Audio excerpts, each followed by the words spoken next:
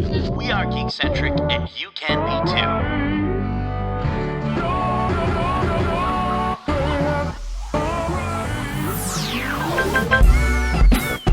Love ya.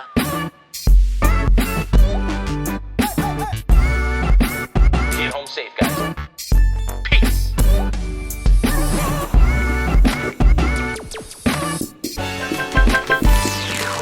Welcome to the Geekcentric Podcast. My name is Nate, and in this episode, it's trailer time, as we discuss some of the latest movies and TV trailers, as well as some we might have missed. But first, if you're joining us for the first time, this is a weekly show covering the world of film, television, gaming, toys, and collectibles, as well as all things geek-centric.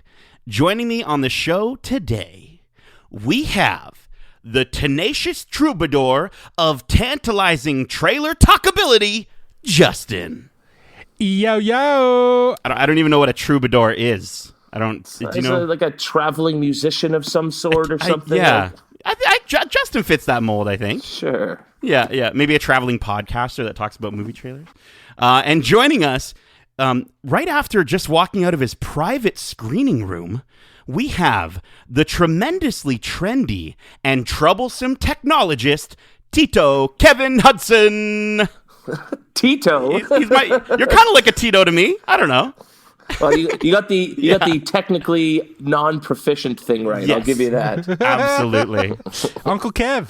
Yeah, Uncle Kev. How are you guys doing? You guys doing good? Doing well. Yeah. Good. Feels like it's funny. We do the normal episode, and then it's another normal in quotes. All of our episodes are they can be different, but like we did our special guest episodes twice in a row, and then we did our Oscars episode. And now I'm just like, it feels like no time passed between the last time we did a Whatcha and now. But I do want to know, Justin, Whatcha?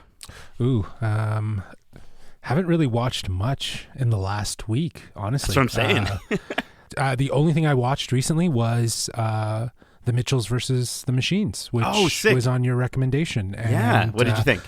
I loved it. I thought it was great. I thought the story was really heartfelt. I love the animation style. It really sets itself apart from the Pixar and the Disney, with the little 2D animation accents that are in moments. The drawings and stuff. Yeah, the drawings. It was very, very of like this generation YouTube culture and TikTok and Instagram culture. So it definitely spoke to that audience. At times I even felt old, not really getting all of the references, but I think the only complaint is that it was too long, in my opinion. I at one point I looked at my watch because it felt like it was over 2 hours.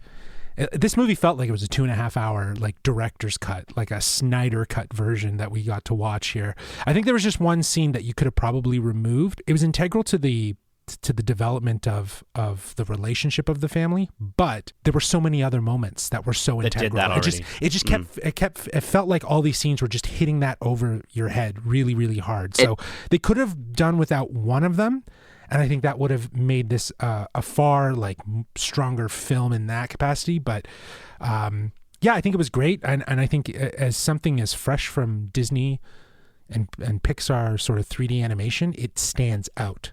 It stands out as being much different from that, but also a nice sort of continuation, if you will, of the sort of Into the Spider-Verse animation style. Right. What if that's Sony Animation's new style? I think what if they keep going with that, right? I think I think effectively that is, but Phil Lord and Chris Miller were involved in both projects. So, you have to wonder how much of that style is implemented based on their feedback, but it's still, it just looks different, feels different from any other traditional 3D. Because I think it's safe to say that a lot of the other animation studios try to replicate while still looking different from the Pixar or the Disney. Yeah. Right? Like they know what will get asses in the seats. You look like something like DreamWorks, right? DreamWorks, I think, very much. Yeah. And I think even to the point where it even goes the other way, too. Like when we first saw Onward, trailers for Onward, and granted, I ended up really liking that movie, but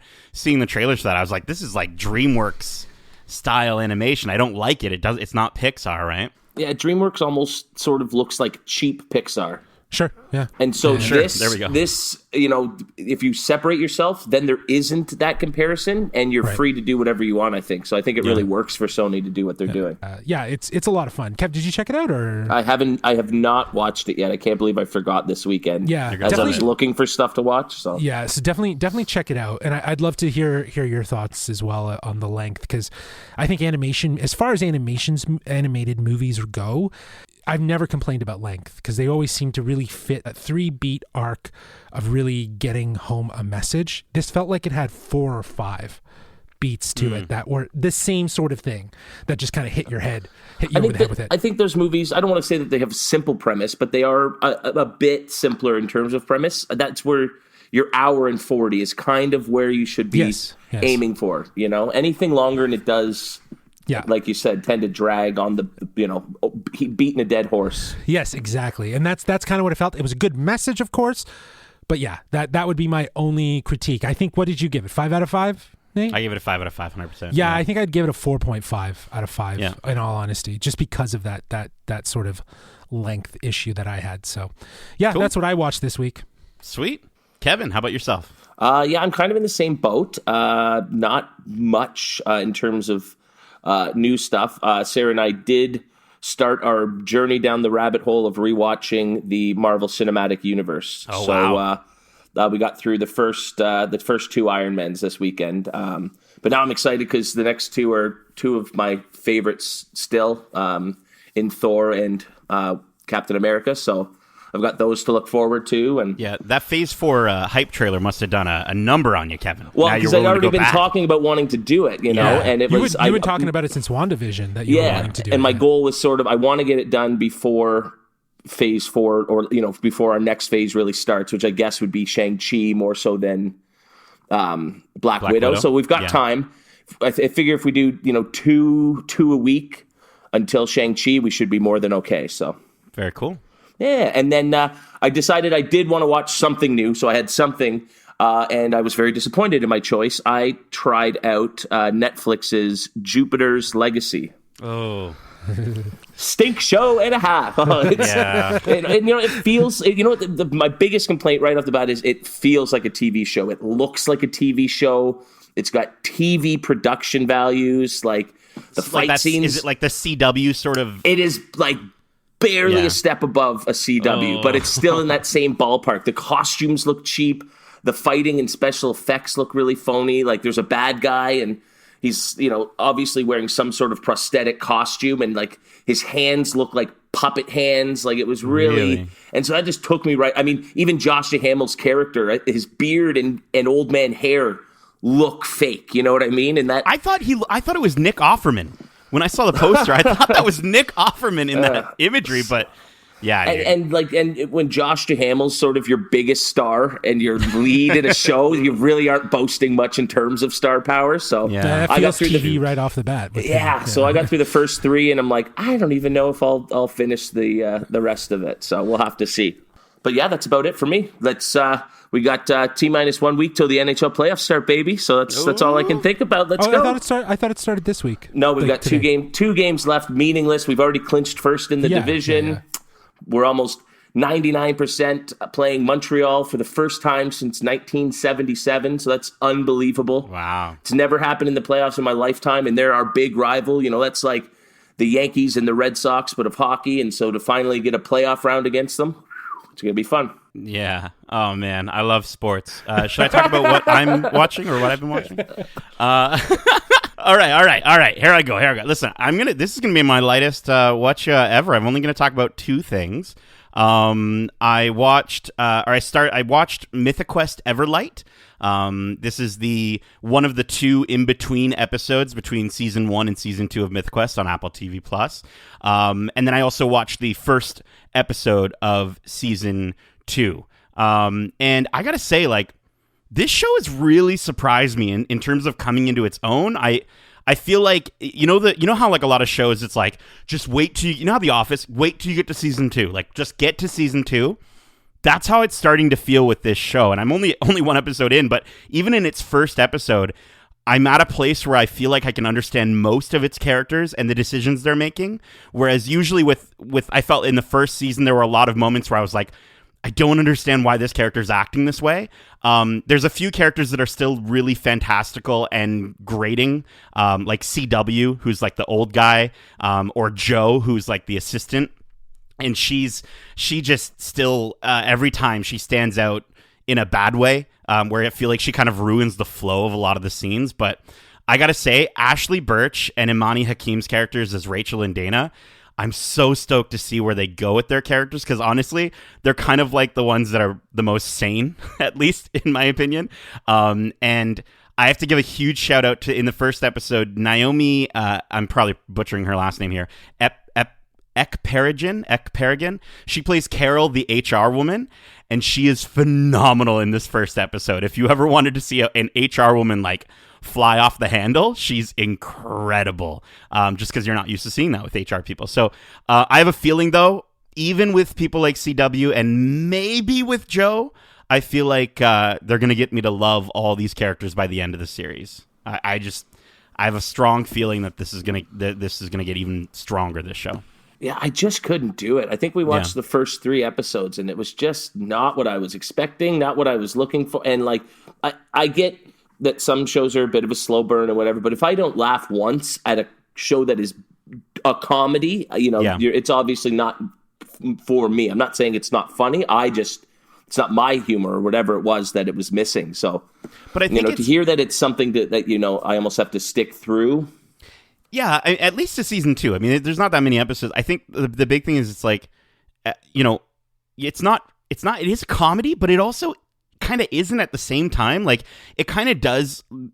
Yeah, think of some of the most dramatic episodes of The Office, and that's kind of what you're going to get here, right? And I keep bringing up The Office as a comparison just because it's the first thing that people think of when they think of some of the more sort of dramatic and comedy elements. But sure, but I when I watched the show, I thought of Silicon Valley. Sure, that's what I was expecting. That's much better. I was expecting. Yeah. So, and I wanted a little bit of that, like It's Always Sunny raunch, and there was none of that. So that's that's what I expect from Rob McElhenney, and so to get none of that, Yeah, to your point, Kevin, it's not like laugh out loud hilarious at times. There's some funny characters and some funny moments, but they're not like, they're more chuckle than they are side stitching like The Office.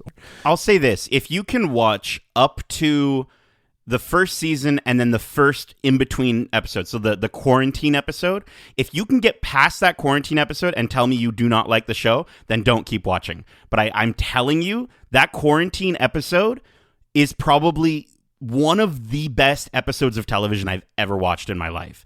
It hits so well. You've said that so many times on this podcast.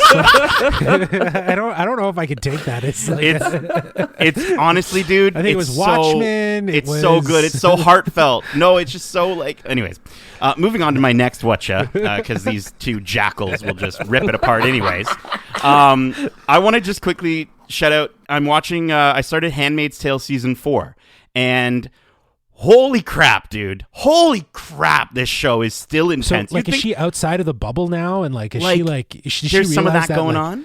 Like that she's like, I don't know. I don't watch the show. You got to watch the show. Okay, listen. So after 3 seasons of this show, I didn't think like I could have jaw-dropping moments in a 4th season. All 4 episodes so far, jaw like under the ground. Like Elizabeth Moss just keeps getting better and better as June, and it's also like, it's just cool to see this story take place. And there's a lot of it that takes place in Toronto, right? And I don't think we get to see Toronto too often in big mainstream media. So is it filmed in Toronto? Yeah, it's filmed in Toronto. I have a friend who was actually in the background in one of the scenes. He was like a guy that yelled at one of the characters in season 3. It's I think it's like, if it dips a little bit, just like I think their 3rd season dipped a little bit, I could see that happening just because I just don't know how far they can go with the show. But so far, like, I'm so stoked, and I'm stoked that it just got greenlit for season 5. Maybe that's where they end the series, but it's so far for me, it has not let me down, and it's just so good. There's another one I've never been able to do. But just speaking of it being filmed in Toronto, my brother-in-law actually does work on the production for that show. Oh, sick. But he's done 2 in the last 6 months. And his other project, which is season 3 of What We Do in the Shadows, has me far more excited than anything he worked on with this one. So. Sure, yeah. But Kev, have you seen any of the Handmaid's Tale before? I think I saw 1 or 2 episodes. Yeah. I don't know. It wasn't doing it for me. It's just and like I think the first season gets a lot of flack for being sort of what would I say, like like the kind of like drama for drama's sake, right? Or you know they lay it on really thick, but it was pretty heavy-handed. Yeah, you know? But at the same time, pretty heavy-handed tale or whatever. Yeah, it's still like. It's just incredible, and it's terrifying at the same time. But it's also just really, really imaginative, and also it feels so grounded. You know, when you were used to watching some of these shows that have these mystical elements in them, or these elements to them that seem like that could never happen.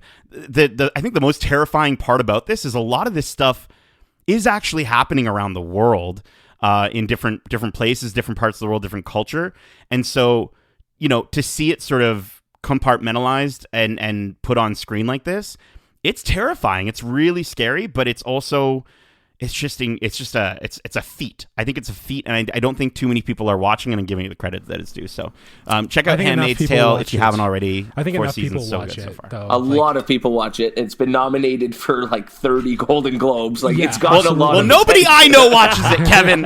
Okay. Yeah, it's not. It's not really a geek-centric kind of property. Like your Marvel friends aren't probably going to watch it. yeah, but they should. They should, Justin. Okay, cool. Well, that is our Whatcha.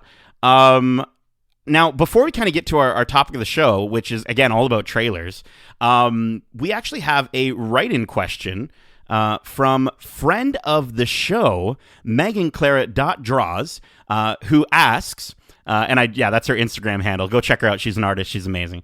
She asks, I love movie trailers, and sometimes they're even better than the movie they're promoting. One that got me so hyped recently was the most recent Shang Chi trailer. And she's like, the trailer is even more impressive given that she knows nothing about the character. So she wants to know, of the three of us, each of us, what is our favorite trailer, whether it be movie or TV, of recent memory? Kevin, we'll start with you. Okay, I kind of have 2. I'll go really quick on my honorable mention here, just because I think of the last 10 years, it's maybe one of the best trailers. Yeah. I really want to give a shout out to the first trailer for Inception. That was just mind-blowing, the way they used sound and the score to sort of really, and then you'd never seen visuals like that. And, you know, I think in most ways, the movie did live up to what you were sort of going for there, but I think the trailer got me as excited as the movie did, whereas Tenet, I was a little let down from the movie, even though the trailer got me excited. So that's why that one popped up for me. I gotta say, Kevin, Inception's such a good choice, because I think Inception, as far as movie trailers are concerned, pioneered movie trailers going for, like, it was a pioneer of the moment, and it's every trailer after to death that. Now, you know, but for it to be the first that did it, that was so good. But my favorite trailer, the trailer that just got me, as Ryan Gosling says in The Big Short, jacked to the tits, would have to be the first trailer for Force Awakens. That scene on Tatooine, or I guess it looks like Tatooine, but that scene on the sand planet, and Finn pops up, and then just Han Solo, with the Chewie, we're home. Like, just that trailer, it was all the feels. It was everything a movie trailer could be in terms of getting me just so excited for a movie. So that's my fave. It was so good. Yeah. I'm actually going to jump on that just really quick, because that also was my favorite as well. And I think you actually mentioned 2 trailers there, Kevin. You mixed the 2 together, the first teaser trailer and then the Chewie We're Home trailer. Darn, okay. Dude, I wasn't sure. I remember the exact place I was when I saw the trailer for the first time? 100%. I was standing outside in a Shoppers Drug Mart parking lot watching that Chewie We're Home trailer on my phone, and it was incredible. It felt like I was in a movie theater watching that. But no, the first teaser trailer for Force Awakens was so hype. I remember putting it all day on screen, on every screen at work, and I remember I would have customers come in and they would get distracted because every time it would repeat, like I put it on repeat, and it would go bong, that big like noise at the beginning. They freak out, like, what is that? And then all day, like, everyone is just amped about Star Wars coming back. And I just remember sitting my dad down that night and just showing him the trailer, and just both of us in awe, just like, what does this all mean? What is up with that lightsaber at the end with the three lightsaber thing? I've never seen anything like it. The ball droid. Yeah, I'm getting tingles just thinking about it. Force Awakens trailer teaser. Oh, so good. Justin. Yeah, that was some serious hype. I think the general theme of what we're talking about with trailers is, you know, we don't really know what's going on in the trailers. And I think that's something that is so removed now from traditional trailers, is that they do so much to really tell you this is the story, here's your characters, here's the plot sort of thing. And they end up telling you the whole movie in a trailer. Sometimes, yeah. Sometimes, I think, for sure. I think that might come up today, so we'll see. For sure. That being said, I'm a fan of trailers that you don't know what's going on, and I think, again, very much in the vein of what you guys were describing with your choices, you don't really know what's going on. It's just a mixture of scenes and dialogue and so on. There's no really overarching story or any theme that they're trying to say this is what this movie's about. One movie as an honorable mention that comes to mind is Cloverfield, the original Cloverfield, where felt that was very, great. Yeah. It was just threw you in the moment. It was an handheld, handy cam sort of style footage, and then there's an attack, and I was like, "What is going on? What is throwing the head of the Statue of Liberty?" Yeah. I was freaking out over that movie, and that got me hooked, and I could not wait to see that movie when it dropped in theaters. And I love that the first trailer, you didn't even know it was a movie trailer. You know what I mean? Like the way they even, when they dropped the trailer in the theater, it's not like it was like, oh, we're watching a trailer. It's like, this is just instantly film footage. And then it didn't even end with Cloverfield. And just like, I think it just had a date or it just... Yeah, it just had a date. It just ended with a date. So, you know... J.J. Abrams, man. Yeah, and Bad Robot for just, you know, the marketing strategy with that. Of recently, though, I'm trying to think of something. I think of recently over at least the last year, given that we'll be talking potentially about one of these trailers, the original Green Knight trailer that dropped, that was more of a teaser, the teaser trailer for the Green Knight, which was very just visual base. It was all just visuals, and there wasn't very much about the story. That to me is like, that got me hooked. That really got me into wanting to see this movie, and I've been, you know, amped to see it since I saw that teaser trailer, just based on the visuals. And I think that is what a captivating trailer is. It's really selling you on the visuals and creating a mood rather than just force feeding you what you're going to get in the theater. You know, leave a little mystery. So yeah, those would be the two that I could think of off the top of my head. Very cool. Well, we'll have to wait and see if you're still amped when we talk about the next trailer for the Green Knight coming up in our topic of the show. So stay tuned to that, listeners, if you're about to change channels. But I do want to give a quick thank you to MeganClara.Draws for writing in. And if you'd like to write into the show with your questions, or maybe tell us, you know, one of your all-time favorite trailers, Justin, can you play the trailer that actually tells our audience where they can email us? In a world where geeks want to contact us, they can do so by emailing us at wearegeekcentric@gmail.com. That's wearegeekcentric@gmail.com. Boom! So good.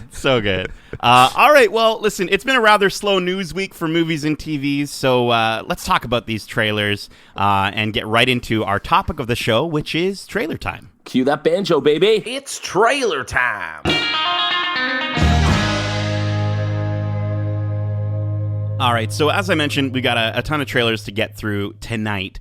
We're going to kind of go in order of some of the trailers that we missed, that maybe debuted maybe a week or so ago, and then we're going to kind of get into some trailers that came out very recently. So, guys, and you know, Megan Clara called it at the top of the show here. The first trailer that we're going to talk about is Marvel Studios' Shang Chi and the Legend of the Ten Rings. This is, of course, directed by Destin Daniel Cretton, starring Simu Liu, Awkwafina, Tony Chu Wai Lung, Michelle Yeoh, Florian Montaño, Fala Chen, and Ronnie Chiang. The movie is based on Marvel Comics' Shang Chi, the Master of Kung Fu.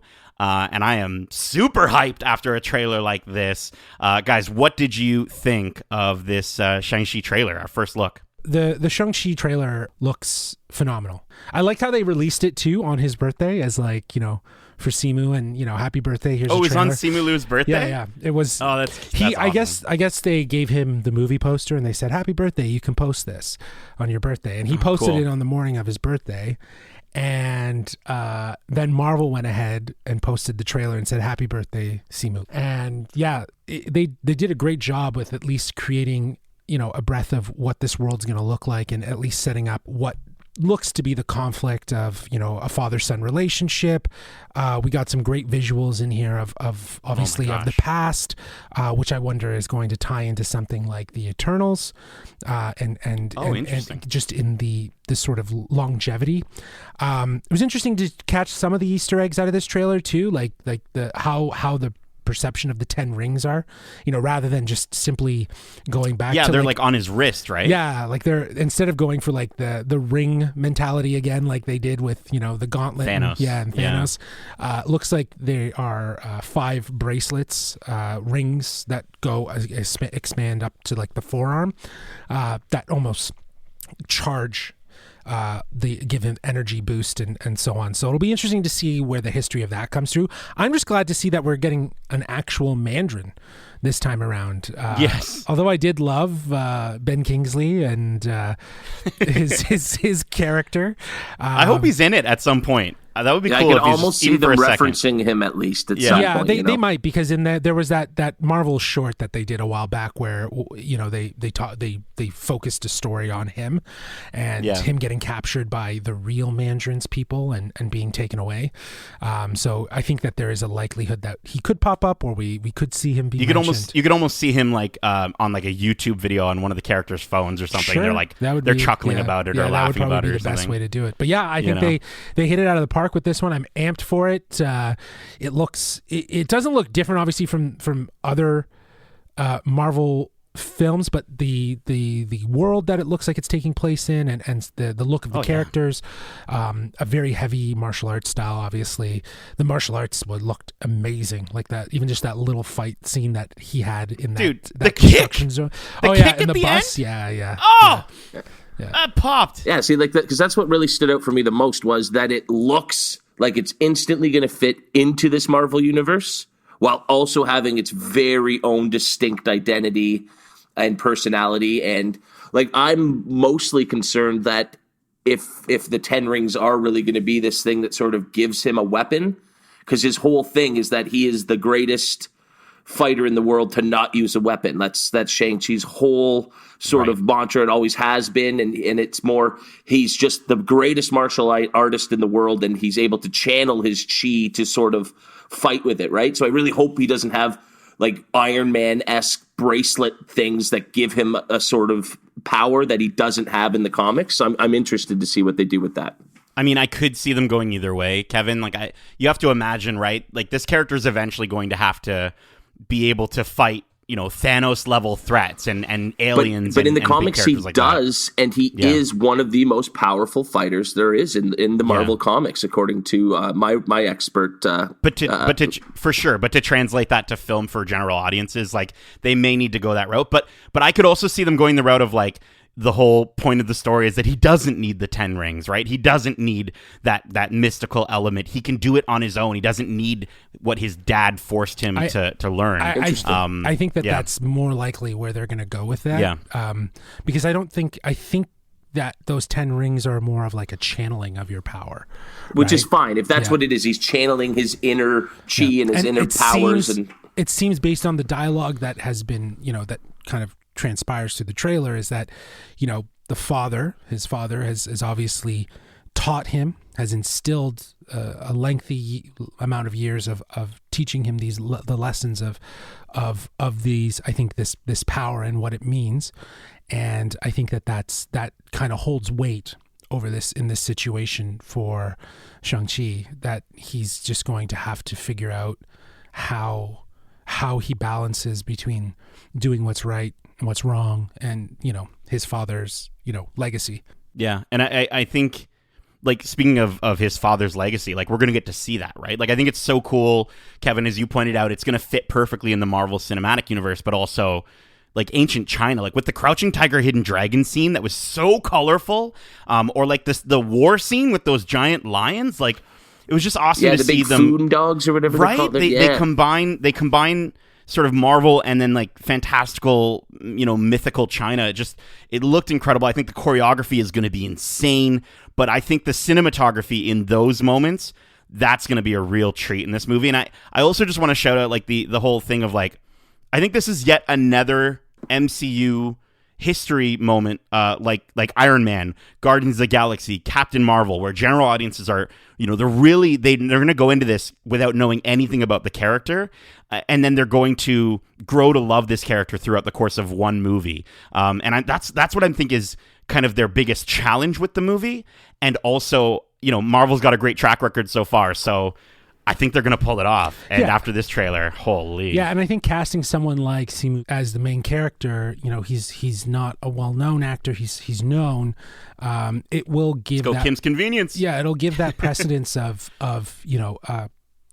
allowing the audience to feel a little bit more comfortable getting to know this character without a preconceived notion of who that actor is, right? So I think that just disarms the audience to kind of feel a little bit more welcoming into getting to know this new character. So yeah, I'm stoked. It looks fantastic. Well, speaking of a character who comes in and changes everyone's perception about him, and gets everyone to like him.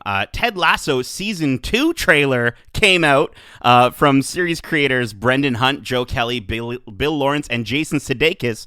Of course, this series stars Jason Sudeikis, Brendan Hunt, Hannah Waddingham, Jeremy Swift, Phil Dunster, Brett Goldstein, Nick Mohammed, and Juno Temple. And of course, we're going to see the AFC Richmond coach and team back for Season 2. Kevin, are you stoked after this trailer with the dum dum? Like, come on! Oh yeah, it rocked me. That's for sure. Right? I will admit, the first 15 seconds sort of went by, and I wasn't sure how long it was going to be. Yeah. And I thought, oh no, is this just like the ultimate teaser where they're just going to give flashes of clips from last season and go coming soon, But then you sort of dove in, and it looks like it's going to take, it's going to jump right on from where we left off, and the team sort of trying to struggle their way back into contention. So yeah, I'm absolutely pumped. I'm so stoked. Justin, did you ever watch Ted Lasso? I know Kevin and I have been talking about it on the podcast for quite some time. I haven't watched it yet. Never even saw it, eh? No. Yeah, it's honestly, I think it's the best series on Apple TV Plus, and I think it's going to be interesting because, and I guess I'm going to try and talk about this as spoiler free as possible, but it is going to be interesting just to see what the antagonist of the series is going to kind of look like. We kind of, when you have an American football coach coming into a UK environment, already you've got some issues there, right? And so it's, now that we've gotten to the place where with the characters and how they see Ted Lasso, it is going to be interesting to see kind of what they play off of. I do know that Sarah Niles, who's hired as AFC Richmond sports psychologist, I think she's going to kind of be the antagonist of the season, and I think something that Ted maybe, he's fundamentally, important to him doesn't sit right with her in the way that he does things, and so I think, besides the fact that she doesn't eat sugar, I think there's going to be a lot more butting heads there. But I hope we get to see Jamie Tart again. We don't see him in the trailer, but I can imagine about he'll that pop final up. Scene. But yeah. I mean, with sports movies, you almost don't need that bad guy to be your obstacle. Like, right. The struggle game, of winning and the game itself can be that struggle. But I do like your take that, the sports psychologist comes in and completely tries to change who Ted is and how he functions as a coach. That's where you'll get your butting heads. Well, that's kind of his thing, right? He is a sports psychologist in a way, right? Believe, baby, believe. Right? So, so it's going to be really interesting. It's already greenlit for a season 3. Yeah. And I'm so amped for it. So Yeah, Justin, you have to get on it. I'll probably dude. check it out. I have heard great things about it. You'll fly through it, man. It's such a quick, easy watch, and you'll just be instantly enamored by the character. And Jason Sudeikis won for. Yeah, he won the Globe for Best Actor. He won Globe for Best Actor. So, and to your point, Nate, it is probably the best show on Apple TV Plus, considering the fact that like the shows that kind of helped start the show, start the platform, haven't even returned, and Ted Lasso is already up. So it's obviously well received, so it's been well received, and it's interesting. What stood out to me from the trailer is it has a very English British infused style comedy to like just how the characters are. So I'll be interested to see how that translates with a heavyweight American actor like Jason Sudeikis, with his comedy styles, how that kind of intertwines. I'll tell you Justin, how perfectly and brilliantly. Yeah. I was just gonna say, Justin, you're gonna laugh, but you're also gonna cry. I promise you'll cry. That is gonna be July 23rd, 2021 for the season 2 premiere on Apple TV Plus. Guys, let's go ahead and talk about another trailer here as we mosey on through here. This one's kind of it came out of left field, honestly, for I think a lot of people. Sweet Tooth from creators Jim Mickle and Beth Schwartz, produced by Robert Downey Jr. and Susan Downey. This is starring Chris Convery, Nonzo Anozie, Stefania Levy, Owen, that's a 3-name name, James Brolin, and Will Forte, another SNL alum there. This is about a boy who is half human and half deer who's surviving in a post-apocalyptic world with other hybrids. I put this on the doc, and you guys were both instantly against it. I want to know why, Justin. What don't you like about Sweet Tooth? I wasn't against it. Yeah. I just think it was like, I don't know. So I did a little bit more digging about this story, and it looks like there's a pandemic storyline that's attached to it. Hence why I think in the trailer he says what came first, the half-breeds or the virus, because they don't know if the virus caused this and so on. So the world's in a very distraught place, and that infusing that into the narrative, it shows that there's obviously relevancy for why this story is being told now, or like why there's a certain drive for it, and hence why Netflix is really kind of jumping on the bandwagon of marketing this and pushing it. I was surprised it was a DC comic, though. I thought that was interesting. And Justin, it's been a DC comic for 10 years, like over 10 years now. And so they've got a lot to pull from if they can stick the landing with this first season, which we'll see. But isn't it kind of crazy to see that the person you sort of attach to Marvel, if in Robert Downey Jr. producing this DC property? That's wild.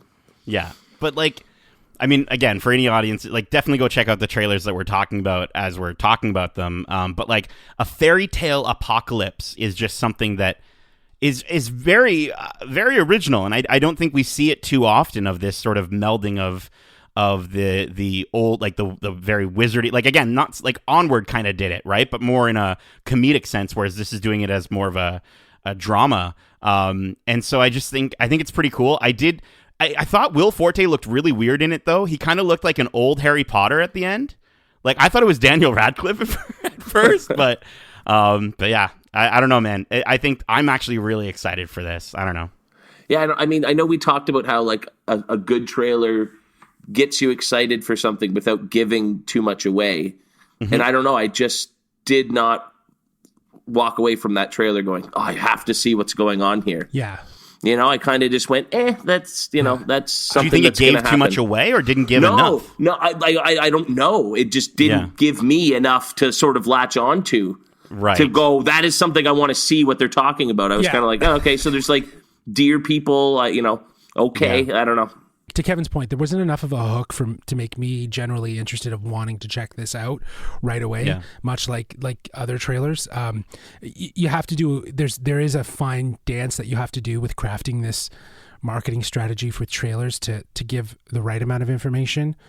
while also not giving away everything so that you can hook people. And I think that what Kevin's trying to say is that it was neither less or more that needed it. It was just the trailer was designed to hit at your heartstrings, essentially. And I don't know if it really did that for me, that I was just kind of like, it kind of came off a little bit more campy and cheesy than it did like, I'm very interested in wanting to see this film. I think there's going to be aspects that come off campy and cheesy whenever you involve kids in a as your through point for a storyline, right? But like, I don't know. I think this has the opportunity to either be like, I think it has the opportunity to get up there close to a Stranger Things level of greatness, but it also at the same time, Justin, to your point, it does look like it could be a one and done. Season 1 gets canceled after that and Downey moves on. You know what I mean? Like I could literally see it going either way after this trailer, but just the fact that it's based on a DC property, that's where I'm just like, okay, I'm back in. Like you know, base anything off comic books and bring them to real life, and I'm especially when it's not comic books that we're used to seeing. So very cool. Well, listen, I've kind of had these trailers on in the background muted. And so, you know, at least in my headphones, it's been a very quiet place. Speaking of A Quiet Place, Part 2, the final trailer. This movie is directed by John Krasinski, of course, starring John Krasinski, Emily Blunt, Millicent Simmons, Noah Yuppe, Cillian Murphy, and Jimmerman Honzu. Hopefully I got that last one there. Following the events at home, the Abbott family now faces the terrors of the outside world. Forced to venture into the unknown, they realize the creatures that hunt by sound are not the only threats lurking beyond the sand path.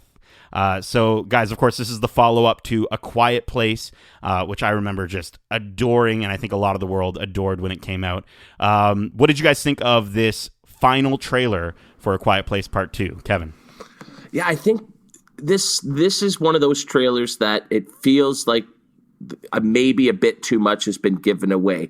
And I know that they're kind of in a tough place because this was supposed to come out last year, if I'm not mistaken. Yeah. And so it's almost like they need to restart their whole marketing campaign. And I guess they didn't want to just show the trailer that they were using for last year. So, and again, I think it's a pretty simple concept, right? This family who is very isolated now ventures out and realizes that there are small pockets of other survivors. So the trailer doesn't give away too much in terms of the plot. It just looks like they give away a lot of the action and the moments that are going to be suspenseful in it. They've just shown just 2 more minutes of quick snippets of things that are going to happen, that I think that's where it was like, I don't need to see any more. Either you want to see A Quiet Place 2 or you don't. You didn't need to show me anymore to get me excited for it. And so again, what a tough challenge to sort of reinvigorate interest while also having a new trailer. So that's the only thing that bums me out about it a little. It just felt like they showed a lot. Yeah, yeah. I thought what was interesting, though, is that it was a trailer to kind of sell the idea that this movie will only be in theaters because of how well the theater experience did for the first film.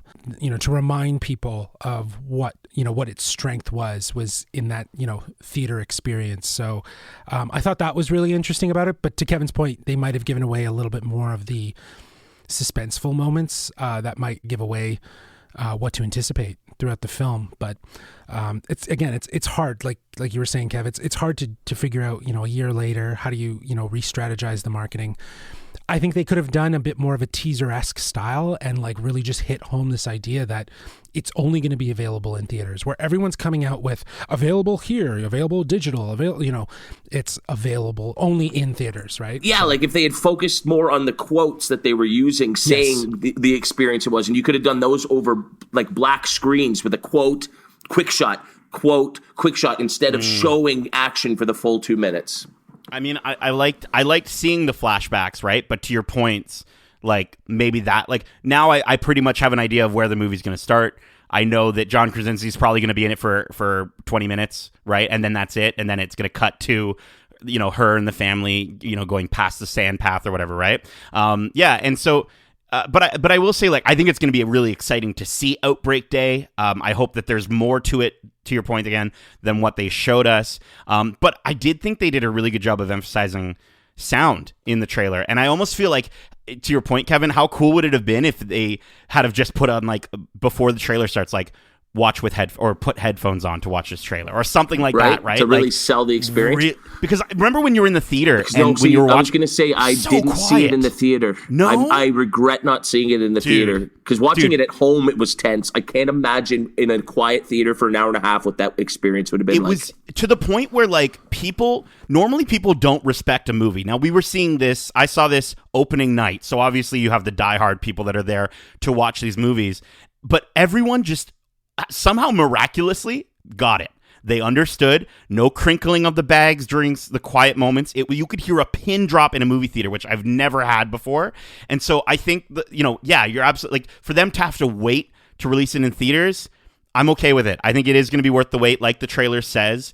And I also think this movie is going to have a lot more variety and show a bigger scale of the situation that's going on because we're going to have more characters, more families, and they're going to be traveling instead of staying in that one sort of central location for the entirety of the film. So I am so pumped for this movie. It comes out May 28th, 2021. Anything else you guys want to say before we move to our next trailer?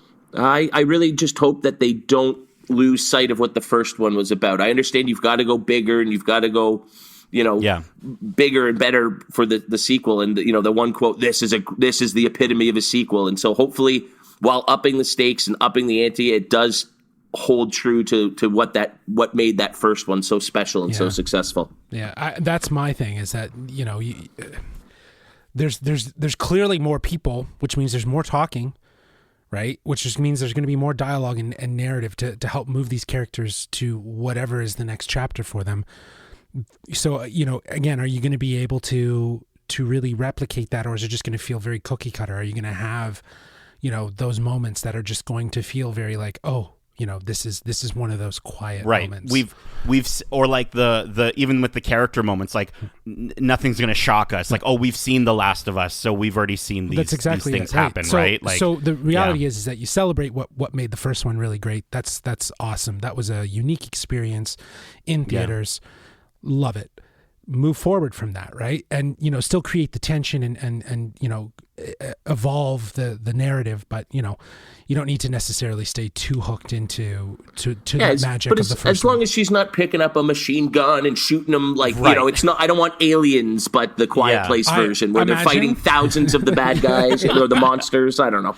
No, it can't get that epic. But I think even in the plot synopsis that I read, right, like the creatures that hunt by sound are not the only threats lurking beyond the pet. So obviously they're if they play off the whole humans are the threat. Right, The Last of Us, you're Walking Dead. Last of Us place.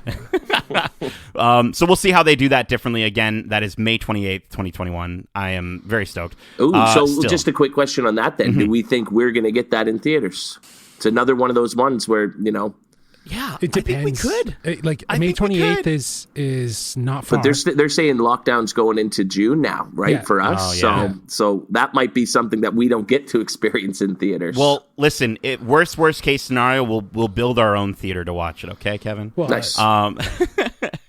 But listen, we'll build our own theater. We'll make it kind of dress it up like a castle sort of theme. Speaking of castles, this next trailer, I'm doing great with these transitions. This next trailer for The Green Knight. This is the second trailer for The Green Knight. Of course, this is A24, directed and written by David Lowery, starring Dev Patel, Alicia Vikander, Joel Edgerton, Sarita Chowdhury, Ralph Ineson, and Aaron Kellyman. Shout out to Aaron Kellyman from Falcon and Winter Soldier. And Solo, a Star Wars story, which is not as good as Rogue One. But, guys, this is a fantasy retelling of the medieval story of Sir Gawain. I don't know if I'm pronouncing that. Gawain? Yeah. Sir Gawain, the Green Knight.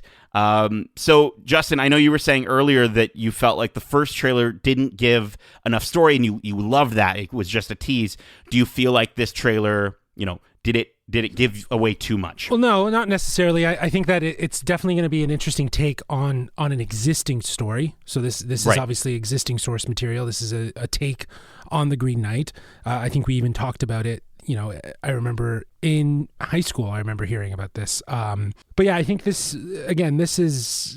helps to kind of anchor what the story will be.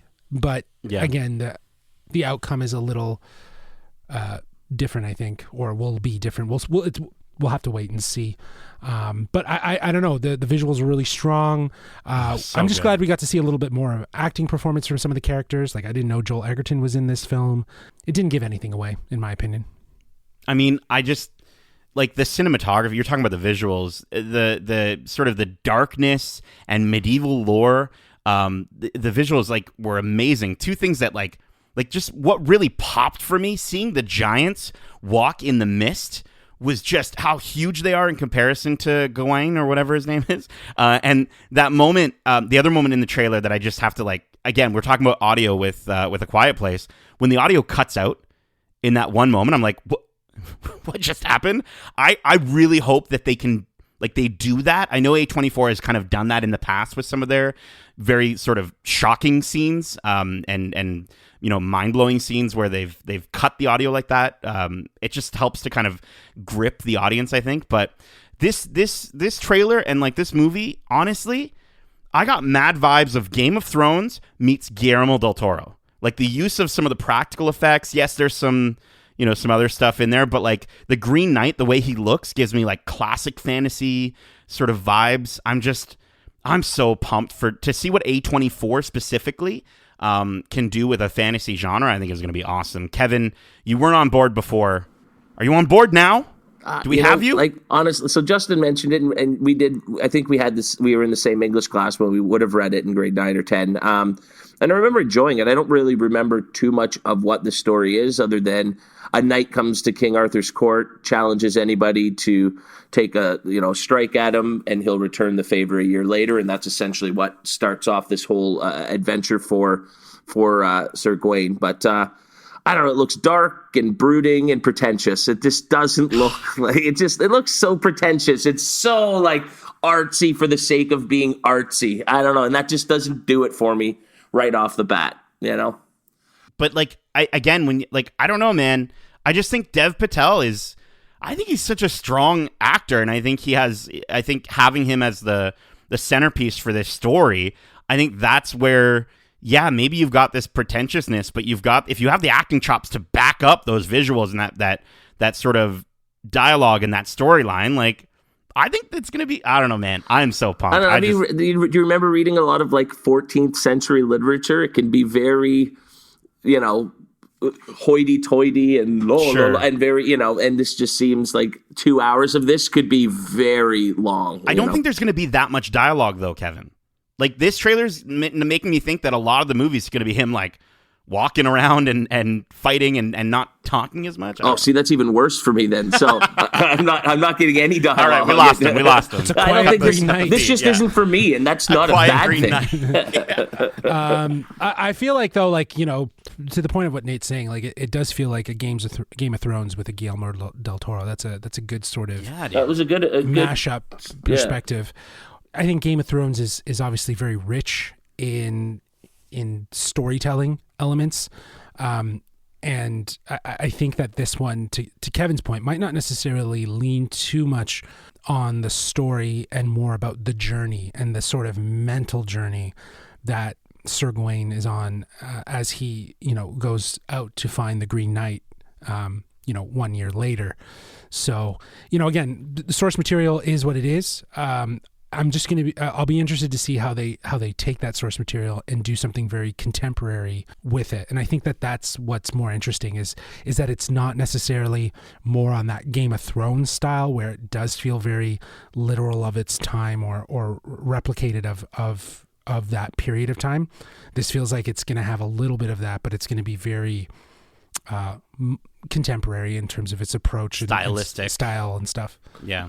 I think it set itself out and showed exactly what it is, and it is a very unique visual style that it's obviously going to implement. And so just because it didn't, I wasn't able to respond to it is not a bad thing for the movie, and I think it's a kind of movie that I'm not very interested in, and so that's fine, right?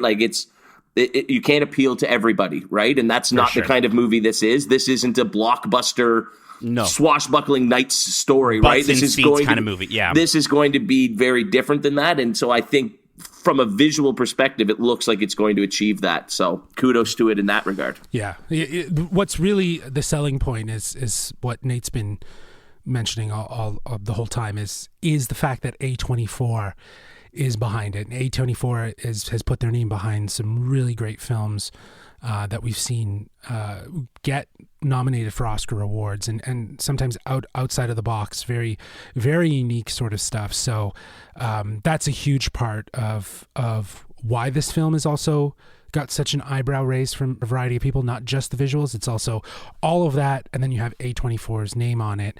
So it seems like a really great partnership in terms of like creative development and just execution of how the studios are going to roll out with it. So. Well, I can't wait. We got the new date, July 30th, 2021. I think we'll be in theaters for it, so I'm very, very amped.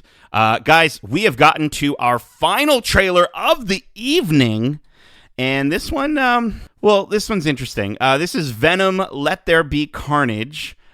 This is directed by Andy Serkis, starring Tom Hardy, Michelle Williams, Stephen Graham, Naomi Harris, and Woody Harrelson. Right now, the plot is unknown, but it is the sequel to the 2018 Venom. Guys, Kevin, what did you think of this Venom trailer? I'm still not even really sure what you guys thought of the first Venom, so it's interesting. I mean, I personally enjoyed it. I thought it was clunky. It had a lot wrong with it, but I think the main element of the movie, which was I want to see Venom, I want to see him be badass, and I want to see him be fun and cool and over the top and loud and crazy. And I just thought Tom Hardy brought such a fun performance to both roles, both as the symbiote and as the human host. And so, if he can channel that again and they can sort of capture that magic one more time, I think pitting him up against, instead of just another Venom now we're going to get like the next evolution of that sort of symbiotic evil, and Carnage is so iconic from the comics in being just ruthless and terrifying and awful. And so if they can bring any of that to the movie, I'll be happy. Like, I was happy to see that they ditched the terrible curly red wig that Woody Harrelson was wearing in the. Well, they had to cut his hair, right? Because they're going to execute him or whatever. Sure. So if that's the excuse they're going to go, why he looks different, whatever it takes, because he looked so silly in that post-credit scene that you need to not be laughing at the character before he turns into this killing machine that is Carnage. So, right. But they didn't really give too much away in terms of that part of the story, right? It was all just sort of set. It was a very initial teaser sort of trailer. So for sure. So I think I liked the first one enough that I would see a second one. So that's all I need. But honestly, don't show me any more. Don't show me any more for this movie. I probably won't watch other trailers. Yeah, that's what I was going to say, Kevin. There's going to be a ton more trailers that are going to show off a lot more, I guarantee it. So, like Justin was saying, stay away from those trailers because those are not the kind of trailers that you want to see. But I don't know, for this one, the beginning was kind of working for me, kind of like a buddy cop when he's making the breakfast, right? And he's he just has to live with this awful roommate that he has, right? But it kind of sounded like Arnold Schwarzenegger at the beginning singing the song. I was like, was that the vibe they were going for there? I don't know. It was not great. I think to Kevin's point, the reason why the trailer started off with this sort of comedic, as you described, buddy cop sort of thing, is because what really hit from the last one were those moments from the first film, and which is why I've seen it. I wasn't blown away with it, but I do think that Tom Hardy embraced that character as best as he could. I hated the storyline. I hated the villain. I wish it had just been about him coping with understanding how to deal with this symbiote and what it was, but they had to put another villain above him, and it just, I don't know. And this trailer, the whole selling point, the whole point of the movie of Venom was to lead to this, the introduction of Carnage.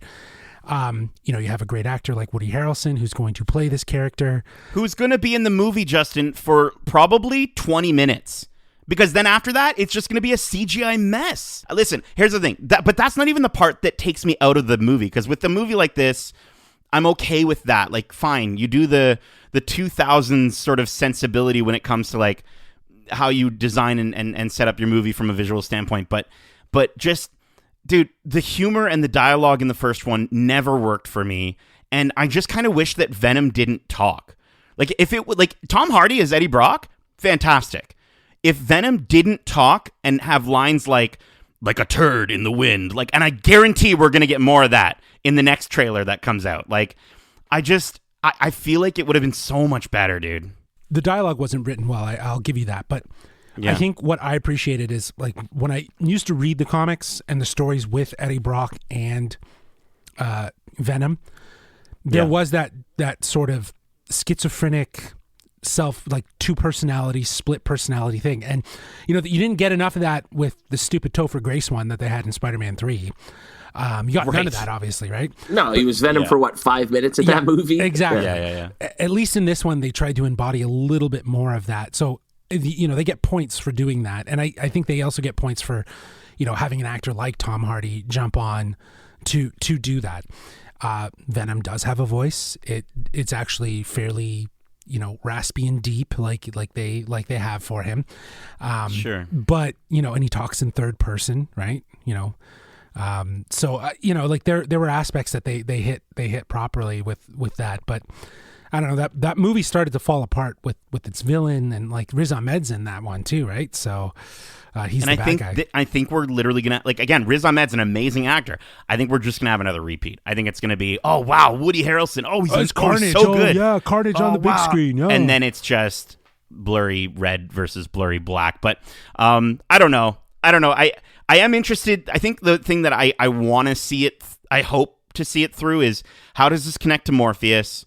How does this connect to maybe our MCU Spider-Man, if any way at all? Like, you see the Daily Bugle in the trailer, right? They've got the newspaper. There's even a paper with that says Avengers on it. Right, apparently on the back. It said something. It said something Avengers. Something. Someone broke it down. It wasn't necessarily referring to the Avengers. And also the Daily Bugle that they use, that logo is not the one that's currently used in the MCU. Oh, okay. It's used in Sam Raimi's version of Spider-Man. So, but we know Andy that Serkis has gone on the record of saying that, like, right now in his world, Venom, Carnage have no awareness of Spider-Man, and Spider-Man has no awareness of them. So if they are living in the same universe, I don't know if we don't know what that's going to look like. We have no idea what that's going to look like, and they aren't living in the same. They aren't living in the same universe, Justin. They're living in the Raimiverse, but with the new Spider-Man, there is a possibility that that's how they tie all this stuff together with multiverse. But is it even in the Raimiverse, considering there was already a Venom in that has no relation to this story, right? I think from what I've heard, they're almost planning a whole universe without a Spider-Man, just using the Spider-Man villains to sort of create their own world. Whereas I think Venom is going to be your sort of anti-hero protagonist. Yeah. He's going to be the anchor of it, right? So, because I think Sony knows that they would be foolish to pull Spider-Man from Marvel, because I think he's making them a lot of money. Clearly, they realize a little to Marvel and a lot for us is a lot better than nothing. So we'll keep the agreement going. So I don't know if they're really tied to this idea of bringing Spider-Man into the Venomverse. The Venomverse. Yeah, exactly. Yeah. I think, to Kevin's point, their intent is to build a universe around the villains and the other characters that are associated with Spider-Man, because they own those characters. When they own Spider-Man, they don't just own just that character. They own all the characters that are in and around Spider-Man. So they're going to do something without him, which that's fine. Let them do what they want. That they're going to fail probably. So, I mean, listen, I don't like the idea that I'm going into, like, Venom is honestly such a cool concept, and he's such a cool character from the comic books. I hate the notion or the feeling that I'm going into a movie that's DCU quality with a Marvel tag attached to it. You know what I mean? Like, that's how it feels to me. In and association, bro. It says in association with Marvel. It's not Marvel Studios. And it's more Marvel Comics than it is Marvel Studios. Than it is Marvel right? Studios, yeah. I guess. I don't know. I don't need the Venomverse. I don't need it. I don't know. I'll still watch it. I'll watch it with you guys, but whatever. I'll watch this like Kevin will watch The Green Knight. Oh, so you won't watch it. Okay. All right. Well, listen, that was very lengthy but lovely discussion, and I'm certainly hyped to see which of these trailers turn out better than the movies themselves. But guys, that is it. We hope you enjoyed this week's All Trailers episode, and if you did, be sure to subscribe to us wherever you like to listen to podcasts. We are Geekcentric, and you can be too, which means you can also check us out on YouTube at youtube.com/geekcentric. Follow us on Twitter at GeekcentricYT, and follow us on Instagram at WeAreGeekcentric. Also, you can check out my live streaming over at twitch.tv/NatePlaysGames, where every Sunday night, 9:30 p.m. Eastern, we are opening Pokemon packs. I'm drowning in Pokemon packs and snapping some Pokemon snaps. It's a lot of fun. We hope we can keep the hype going on over there. Definitely come on over. So again, twitch.tv/NatePlaysGames, 9:30 p.m. Eastern on Sunday nights. Snap Sundays, as we like to say. And I have a fun it's fun for me. Nate Plays Games on Instagram. I'm no longer Nate.playsgames on Instagram. I managed to somehow get Nate Plays Games on Instagram, so definitely check that out to see when I'm going live. But also, guys, we also have our latest Watch Club series, which I think is going really, really well, actually. Our first episode was kind of a standard Watch Club length, but our second episode, we managed to kind of get right through it nice and quick, and we have Joints on the show, Darcy, who is absolutely fantastic. That's his trooper name. So if you're enjoying Star Wars, The Bad Batch, or if you've watched the Clone Wars and you're about to get into the series, definitely join us for our Watch Club. We'll be putting out new episodes every Monday for you to enjoy after getting a chance to watch them. So definitely check those out. Justin, Kevin, thank you so much for joining me for today's episode. And as we say, in a world, love ya. Stay home safe, guys. Peace.